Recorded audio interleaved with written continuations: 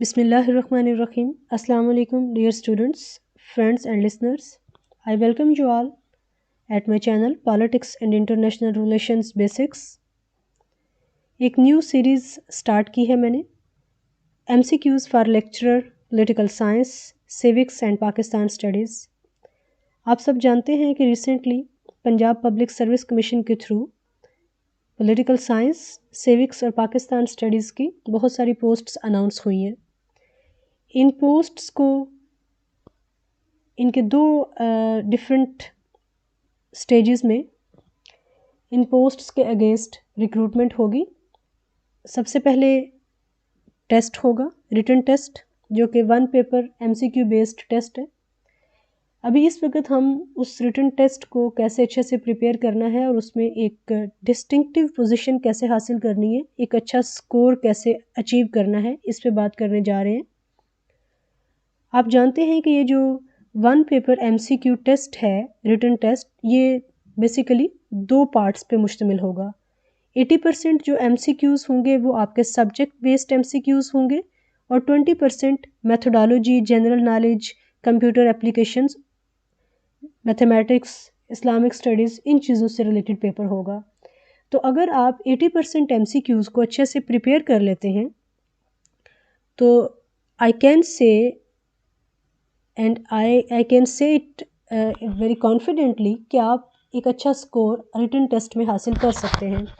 Written test में अच्छा score हासिल करना इसलिए भी ज़रूरी है क्योंकि अगर आप इंटरव्यू में अच्छा परफॉर्म नहीं करते तो ये जो रिटन टेस्ट में आपने अच्छा स्कोर हासिल किया होगा ये आपको कंपनसेट करेगा। या फिर अगर आपका जो एकेडमिक पार्ट है वो वीक है, क्योंकि 40% जो आपका मेरिट है वो आपकी एकेडमिक अचीवमेंट्स पे बनेगा। तो अगर आपने वहाँ पर फॉर एग्ज़ाम्पल आपके 32 मार्क्स आते हैं आउट ऑफ 40 या आपके 34 मार्क्स आते हैं आउट ऑफ 40, तो जो रिटन टेस्ट है ये चूँकि आपके आपके आपके इख्तियार में है कि आप इसमें कितना अच्छा परफॉर्म करते हैं। एकेडमिक वो है जो आपने जो कुछ किया पिछले 16 सालों में, अब आप उसको बदल नहीं सकते हैं। वहाँ पर आपने 34 लेने हैं, 35 लेने हैं या 36 लेने हैं, लेकिन इन केस आपके 30 मार्क्स आते हैं या 32 मार्क्स आते हैं तो वो जो डिफरेंस है 3 से 4 नंबर का आपका अपने कंपेटिटर के साथ, उसको आप मीट कर सकते हैं रिटन टेस्ट के ज़रिए से। इसलिए मेरा ये ख्याल है कि आपका इस वक्त जो फुल फ्लेज फोकस है वो रिटन टेस्ट पे होना चाहिए और रिटन टेस्ट को जस्ट पास करना आपका फोकस नहीं होना चाहिए, बल्कि रिटन टेस्ट को डिस्टिंक्टिव मार्क्स के साथ पास करना आपका ऑब्जेक्टिव होना चाहिए। इसी सिलसिले में ये आज की वीडियो मैं रिकॉर्ड कर रही हूँ और ये वेरी फर्स्ट लेक्चर है। इंशाल्लाह ताला मैं आगे भी ऐसे कॉन्स्टेंटली मैं ऐसे MCQs बेस्ड लेक्चर्स अपलोड करती रहूँगी। MCQs बेस्ड लेक्चर अपलोड करने का मकसद ये है कि MCQs जो कि आप मार्केट से किताबें ख़रीद के उनको याद कर रहे हैं उसमें बहुत सारी मिस्टेक्स हैं, और अगर मिस्टेक्स नहीं हैं तो फिर क्या होता है कि आप उनको रट्टा लगा रहे होते हैं, क्रैमिंग कर रहे होते हैं, जो आपको भूल जाती है। तो कॉन्सेप्ट बेस्ड अंडरस्टैंडिंग आपकी होना बहुत ज़रूरी है ताकि एग्ज़ाम में ये चीज़ें सारी आपकी मिक्स ना हों, आपको भूले नहीं और आप किसी चीज़ में कंफ्यूज नहीं हों। तो चलते हैं हम अपने पहले MCQ की तरफ। फर्स्ट MCQ जो है वो स्टेट और स्टेट की इसेंशियल कैरेक्टरिस्टिक्स से रिलेटेड है। आप सबको पता है कि एक स्टेट की जो कंस्टिट्यूटिंग एलिमेंट्स हैं दे आर 4। कंस्टिट्यूटिंग एलिमेंट्स भी कह सकते हैं, डिस्टिंग्विशिंग कैरेक्टरिस्टिक्स भी कह सकते हैं, कंपोनेंट्स भी कह सकते हैं। तो 4 एलिमेंट्स कौन कौन से हैं? पॉपुलेशन, टेरिटरी, गवर्नमेंट और सॉवरेनिटी। एक MCQ तो हमारा यहाँ से भी क्लियर हो गया कि एक स्टेट के डिस्टिंग्विशिंग कैरेक्टरिस्टिक या उसके इसेंशियल कंपोनेंट्स कितने होते हैं? 4। अब यहाँ पर चारों कंपोनेंट्स तो मौजूद हैं, लेकिन क्वेश्चन ये है कि which of the following is the distinguishing characteristic of state as compared with other associations. State का वो कौन सा एलिमेंट है जो इसे बाकी एसोसिएशन से डिस्टिंक्ट करता है, इसे उनसे मुनफरिद बनाता है? तो वो है सॉवरेनिटी, इक़्तिदार आला। क्योंकि अगर आप बाकी इंस्टीट्यूशंस को देखते हैं तो पॉपुलेशन वहाँ पर होती है, टेरिटरी भी होती है, गवर्नमेंट भी मौजूद होती है, लेकिन एक स्टेट के अंदर जो डिफरेंट इंस्टीट्यूशंस या एसोसिएशंस काम कर रही होते हैं वो सॉवरेन नहीं होते। ऑटोनॉमी तो उनके पास हो सकती है but they are not sovereign. जो सॉवरेनिटी है that is the only element of a state, it is the exclusive element of a state. और इसी एक्सक्लूसिव एलिमेंट की वजह से स्टेट जो है वो बाकी इंस्टीट्यूशन से सुप्रीम इंस्टीट्यूशन है।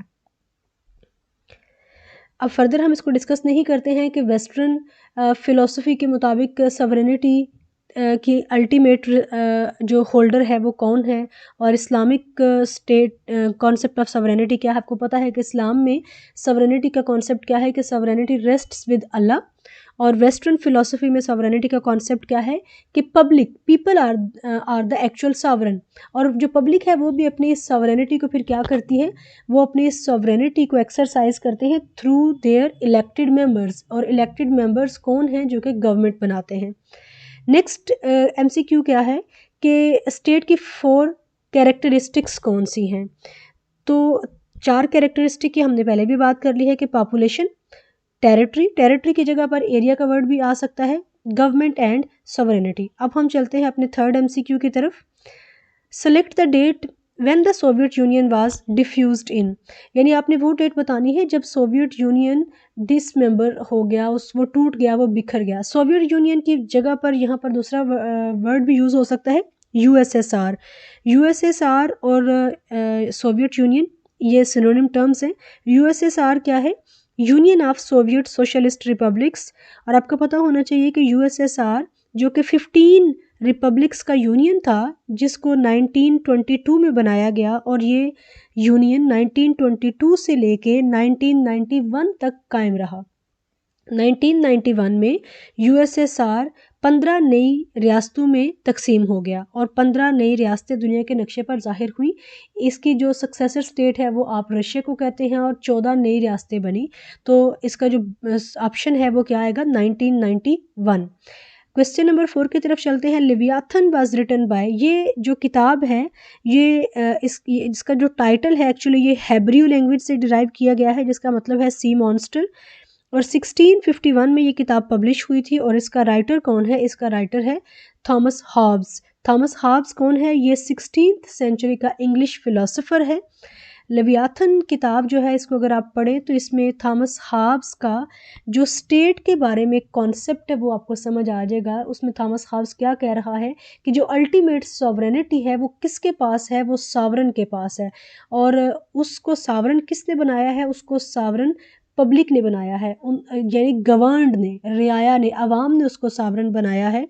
और अवाम ने उसको सॉवरन क्यों बनाया है, ये अगर आप सोशल कॉन्ट्रैक्ट थ्योरी को अपने जहन में लेके आएँ, हॉब्स का जो सोशल कॉन्ट्रैक्ट थ्योरी का पर्सपेक्टिव है उसको अंडरस्टैंड करें तो आपको समझ आएगी कि हॉब्स का ये कहना है कि इंसानों ने ये कॉन्ट्रैक्ट इसलिए साइन किया, स्टेट ऑफ नेचर से वो बाहर निकले ताकि वो अमन से और पुरसकून तरीके से रह सके। लेकिन इसके बाद वो कहता है कि जो सॉवरन है उसके पास ही अल्टीमेट पावर्स हैं।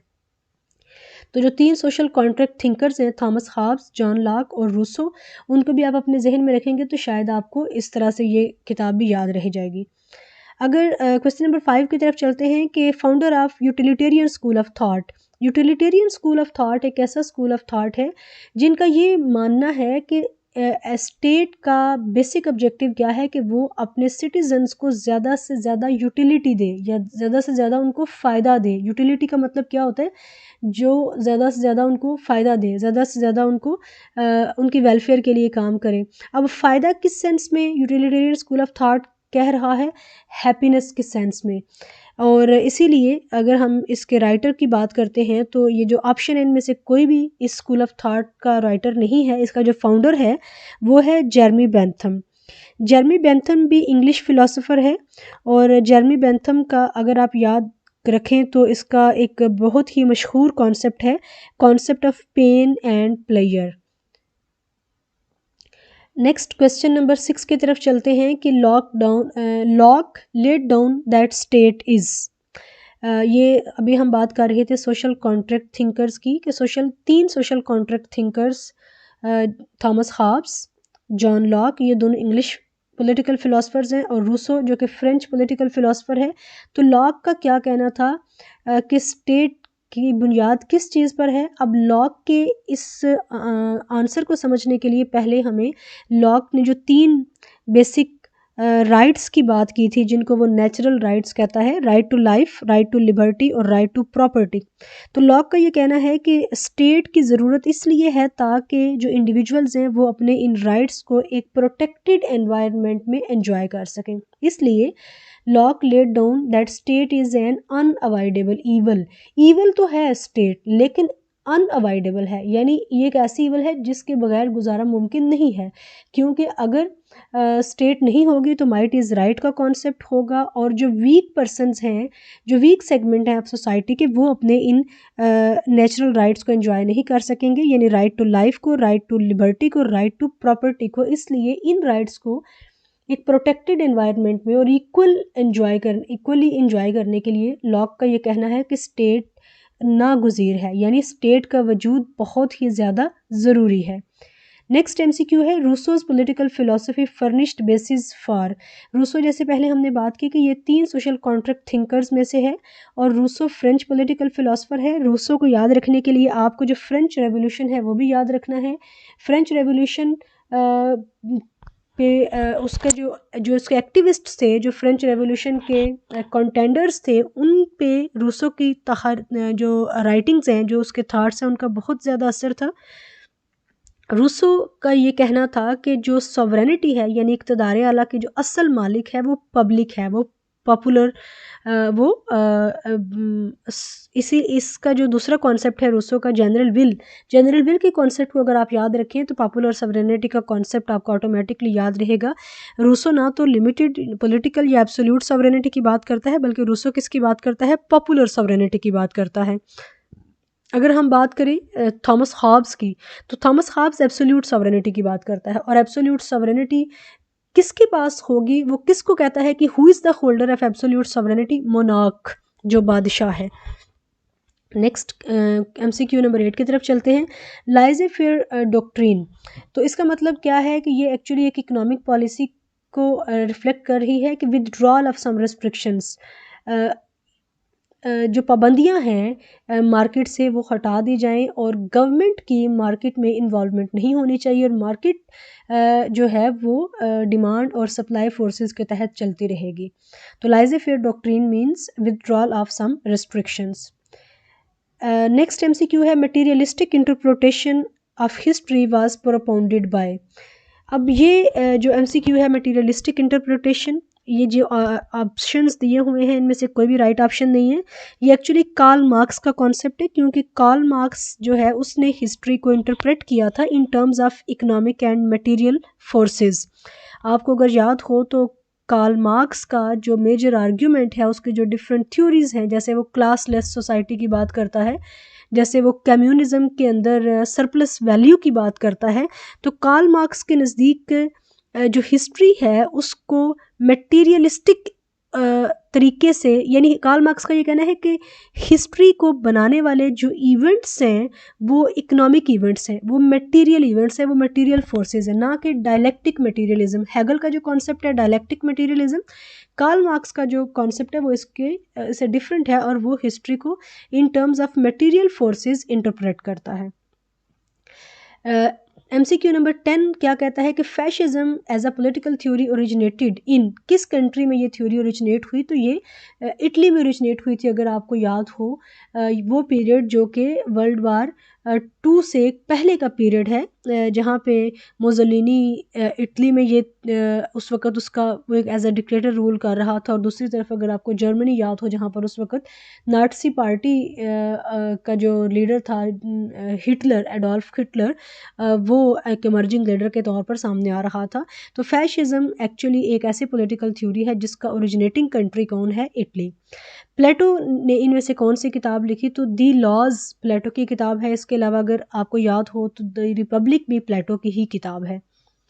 नेक्स्ट है जी अलमवर्दी रोट, तो अलमवर्दी की किताब इनमें से कौन सी है? अहकामुल सल्तानिया, यानी सल्तनत से रिलेटेड जो अहकाम है, इसकी अगर उर्दू इंग्लिश में हम देखें तो ये आर्डिनेंस ऑफ गवर्नमेंट है। नेक्स्ट है strong emphasis on justice was led by, तो इसमें आपको जो अरिस्टोटल का कॉन्सेप्ट ऑफ जस्टिस है वो याद रखना है। इसका जो सही आंसर है वो है अरिस्टोटल। क्वेश्चन नंबर 14 है the spirit of laws was written by. ये जो किताब है ये मॉन्टेस्क्यू ने लिखी। मॉन्टेस्क्यू कौन था? फ्रेंच पॉलिटिकल फिलोसोफर था जिसका एक बहुत ही मशहूर इसकी डॉक्ट्रिन है separation of powers. Question number 15 है God has made this world a place for work and labour. ये फेमस कोटेशन किसकी है? तो ये फेमस कोटेशन अल गज़ाली की है। 16 है philosophic calculus was the contribution of. तो ये अभी हम जर्मी बेंथम की बात कर चुके हैं। ये किताब जर्मी बेंथम की है क्योंकि अगर आप फिलोसफिक वर्ड को अंडरस्टैंड करें तो it is related to happiness, और जो concept of pain and pleasure है ये हम पीछे भी डिस्कस कर चुके हैं कि that is associated with जर्मी Bentham.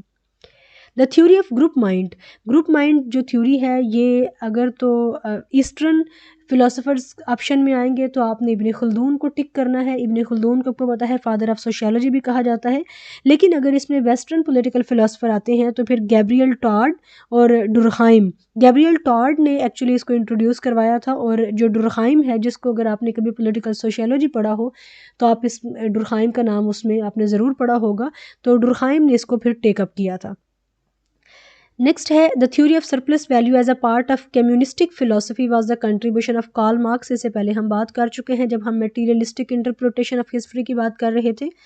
हॉबियन social contract is based, ये भी मैं आपको लेवियाथन में बता चुकी हूँ कि हॉब्स का जो सोशल कॉन्ट्रैक्ट है वो किस चीज़ पे बेस करता है। हॉब्स का कहना है कि स्टेट ऑफ नेचर को ख़त्म करने के लिए जो सोशल कॉन्ट्रैक्ट साइन किया था वो इसलिए किया था ताकि वो एक पीसफुल लाइफ गुजार सकें, और उन्होंने अपनी जो अथॉरिटी थी, जो अपनी सॉवरेनिटी थी उसको सरेंडर कर दिया मोनार्क को, और अब जो मोनार्क है उसके पास ही अल्टीमेट सॉवरेनिटी है। इसीलिए जो हॉब्स का कॉन्सेप्ट है सॉवरेनिटी के बारे में वो एब्सोल्यूट सॉवरेनिटी है। Importance of civil service has grown due to, civil service की अहमियत क्यों बढ़ी है? क्योंकि स्टेट इस वक्त सिर्फ चंद पर्टिकुलर डिपार्टमेंट्स को डील नहीं करती है। जब से वेलफेयर स्टेट का कॉन्सेप्ट इमर्ज हुआ है उस वक्त से स्टेट की जो स्फीयर ऑफ एक्टिविटी है वो बहुत ज़्यादा बढ़ गई है। तो स्टेट की अब स्टेट एजुकेशन को भी डील कर रही है, स्टेट हेल्थ डिपार्टमेंट को भी डील कर रही है, और स्टेट की जो एक्टिविटी है, जो स्टेट के काम करने का दायरा कार है वो बहुत ज़्यादा बढ़ जाने की वजह से जो सिविल सर्विस है उसकी अहमियत बढ़ी है। नेक्स्ट है जी कि which political theory propounded that state will ultimately disappear.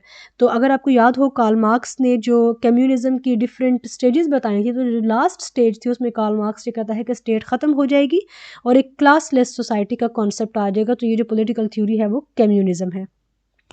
Next is according to Aristotle the end of state is ethical. अगर आपको अरिस्टोटल, सोक्रेटिस और प्लेटो, ये जो ग्रीक फिलोसफर्स हैं इनको देखें, इवन कि आप जो ग्रीक पॉलिटिकल फ़िलोसफी है उसको देखें तो उसमें भी आप सब देखेंगे कि शुरू में जो पॉलिटिकल साइंस और एथिक्स ये सारी चीज़ें थी ये अलग अलग नहीं थी, इनकी बाउंड्रीज कन्फाइंड थी, अलग अलग डिफाइंड नहीं थी, बल्कि इनकी बाउंड्रीज जो थी they were intermingled and they were intermixed with each other. So, according to Aristotle, the end of state is ethical. Next है the scientific society sir Syed Ahmad Khan ने कब इस्टेब्लिश की थी? तो इसको आपने याद रखना है कि 1857 की जो वार ऑफ इंडिपेंडेंस है उसके फ़ौरन बाद से सर सैयद अहमद खान की जो स्ट्रगल है, जो उनकी एफ़र्ट है वो शुरू हो गई थी ताकि जो इंडियन मुस्लिम्स हैं और जो उस वक़्त की ब्रिटिश गवर्नमेंट थी जो सब कॉन्टिनेंट में कायम हो गई 1857 की वार के बाद, आपको पता है कि ईस्ट इंडिया कंपनी को ख़त्म कर दिया गया मुकम्मल तौर पे। क्वींस प्रोक्लेमेशन आई और उसमें ईस्ट इंडिया कंपनी को फॉर्मली ख़त्म कर दिया गया और सब कॉन्टिनेंट पे जो फॉर्मल कंट्रोल कायम हो गया वो ब्रिटिश क्राउन का कायम हो गया। तो उसके बाद सर सैयद अहमद खान ने जो एक हेटेड फीलिंग्स थी इंडियन मुस्लिम्स के दरमियान और उस वक़्त की जो बरतानवी हुकूमत थी उसके दरमियान, उनको ख़त्म करने के लिए उनकी जो एफ़र्ट्स शुरू हुई, उन्हीं एफ़र्ट्स में की एक ये कड़ी है साइंटिफिक सोसाइटी। तो साइंटिफिक सोसाइटी 1864 में इस्टेब्लिश की गई थी। नेक्स्ट है कि who became the first Muslim president of Indian national Congress. तो बद्रुद्दीन तैयब जी जो हैं वो फर्स्ट मुस्लिम प्रेसिडेंट थे इंडियन नेशनल कांग्रेस के। 25th MCQ है क्या है कि फ्राम 1858 टू 1947, क्योंकि ये वो पीरियड है जब सब कॉन्टिनेंट में डायरेक्ट ब्रिटिश रूल रहा है। 1858 से लेके 1947 तक। 1858 में आपको याद होगा कि फ़र्स्ट एक्ट आ गया था और इसके बाद जो ईस्ट इंडिया कंपनी है उसको फॉर्मली यहाँ से ख़त्म कर दिया गया था। तो 1947 यानी जब तक सब कॉन्टिनेंट से ब्रिटिश का विड्रॉल नहीं हुआ, उस वक़्त से लेके इस सारे पीरियड में ब्रिटिश गवर्नमेंट ने कितने वाइसरायज़ इंडिया में अपॉइंट किए थे? तो 28 वाइसरायज़ इंडिया में अपॉइंट किए गए थे। जो वेरी फर्स्ट वाइसराय था उसका नाम था वैरेन हेस्टिंग्स, और जो लास्ट वाइसराय था बहुत मशहूर Mountbatten, lord Mountbatten. तो ये 25 एमसीक्यूज़ हैं, मैंने इनको अच्छे से एक्सप्लेन किया है ताकि आपको इनकी क्रैमिंग ना करनी पड़े, बल्कि आप इनको अंडरस्टैंड करके, इनको समझ के और इनका एक लॉजिकल रिलेशन इस्टेब्लिश करके इनको याद रखें। तो आपने मुझे कमेंट सेक्शन में ज़रूर बताना है कि क्या ये 25 एमसीक्यूज़ आपको याद हो गए हैं, ताकि फिर मैं आपके लिए नेक्स्ट वीडियो तैयार कर सकूँ। Thank you so much for watching. Take care. Allah हाफिज़।